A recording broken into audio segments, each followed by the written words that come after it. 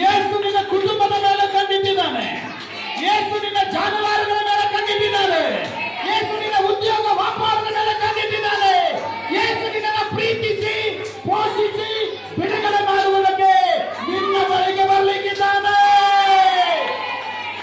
Amen. Hallelujah. ಆ ಮನೆಯನ್ನ ಯೇಸು ನೋಡಿದ. ನೀವು ಹೋಗ್ರಿ ಅಂತ ಕಳಿಸ್ಕೊಟ್ಟ. ನನ್ನ ಪ್ರೀತಿಯ ದೇವರ ಮಕ್ಕಳೇ, ನಂಬಿಗಸ್ತರಾಗಿರ್ರಿ. ಆಮೆನ್. ಒಂಟಿ ಮನೆಯ ಹಾಗೆ ನೀನಿರಬಹುದು, ಒಂಟಿ ಮರದ ಹಾಗೆ ನೀನಿರಬಹುದು. ಒಬ್ಬಂಟಿಗರಾಗಿ ಯಾರ ಪ್ರೀತಿ ಇಲ್ಲದೆ, ಯಾರ ಸಹಾಯ ಇಲ್ಲದೆ ನೀವು ಕಣ್ಣೀರಿಡ್ತಾ ಇರಬಹುದು. ಆದ್ರೆ ಯೇಸು ನಿನ್ನ ಕುಟುಂಬದ ಮೇಲೆ ಕಣ್ಣಿಟ್ಟಿದ್ರೆ ಮುಗಿತದೆ. ಆಮೆನ್. ನಿನಗೆ ಬರುವ ಆಶೀರ್ವಾದ ಬಂದೇ ಬರ್ತದೆ.